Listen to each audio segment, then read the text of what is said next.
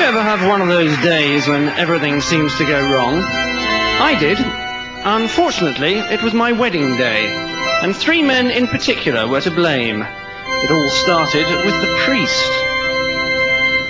I now pronounce you man and wife. Well done. You may now kiss the bride. Nice one. All right, please be seated, everybody. I'd just like to say a few words before communion. You know, a lot of prospective brides ask me these days, Father, what is the church's attitude to fellatio?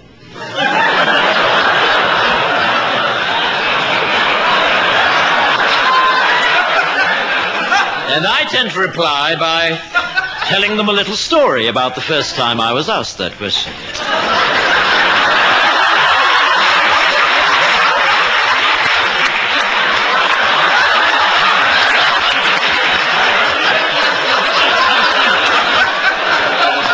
It was a couple of years ago now, and a young, attractive bride-to-be came up to me after a service and asked me just that question. Father, what is the church's attitude to fellatio? And I replied, well, you know, Joanne, I'd like to tell you, but unfortunately, I don't know what fellatio is. And so she showed me. And ever since, whenever anyone has asked me the question, Father, what is the church's attitude to fellatio? I always reply, well, you know, I'd like to tell you. But unfortunately, I don't know what fellatio is.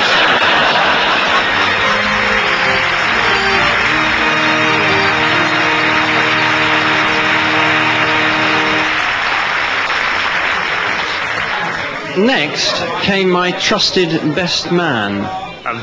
Right. Ladies and gentlemen, and fellow survivors of that stunning stag party, how did those 2 girls get under the table, and what the hell were they up to with that toothpaste?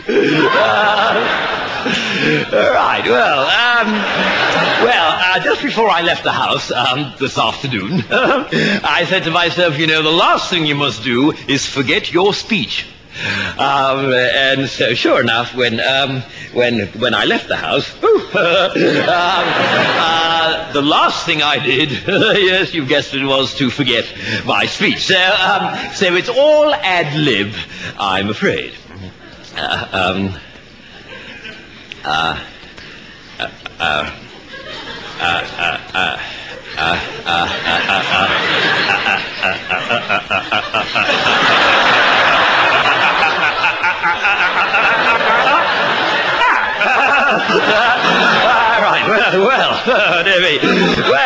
Now, where should I begin? I'd like to begin now.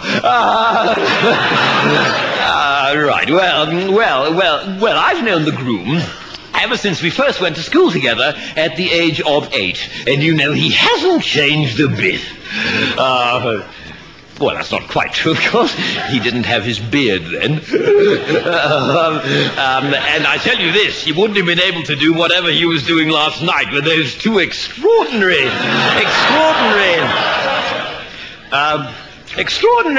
how little people change, isn't it? Although I know I've changed a great deal, because I used to be an absolute arse. Always blurting things out when I shouldn't. For instance, this afternoon, I'm sure I wouldn't have been able to resist mentioning the bizarre sight that greeted my eyes when I opened this man's bedroom door earlier this morning. Yes, but enough of that. He started making gestures at me now, which I think means he wants me to cut my speech short. So suffice to say that I think he'll make a ripping husband, and I think his wife's ripping too, and I can only hope that the dress will hold out. So I'd like to propose a toast to go with the pate.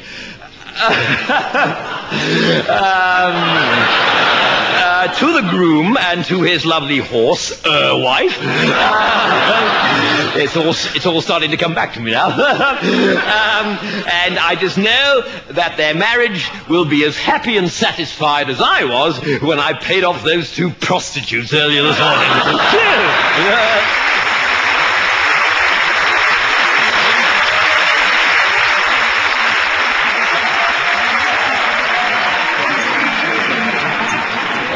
And finally, my loving father-in-law provided the perfect end to a perfect day.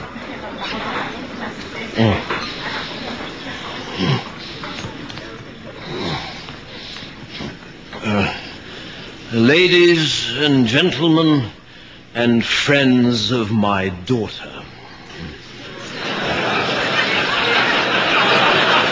There comes a time in every wedding reception when the man who paid for the damn thing is allowed to speak a word or 2 of his own. And I should like to take this opportunity, sloshed as I may be, to say a word or 2 about Martin. As far as I'm concerned, my daughter could not have chosen a more delightful, charming, witty, responsible, wealthy, let's not deny it, well-placed, good-looking, and fertile young man than Martin as her husband. And I therefore ask the question, why the hell did she marry Gerald instead? Because Gerald is the sort of man we used to describe at school as a complete prick.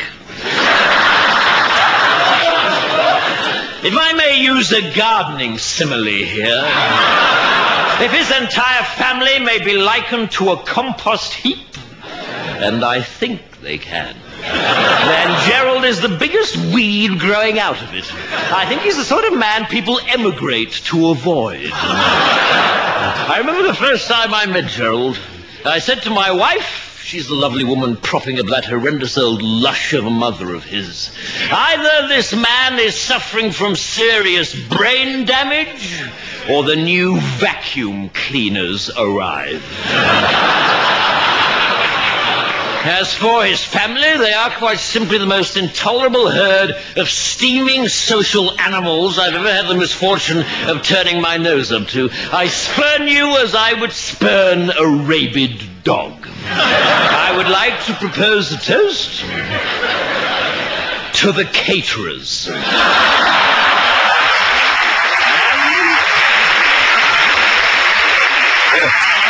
And to the pigeon who crapped on the groom's family's limousine at the church.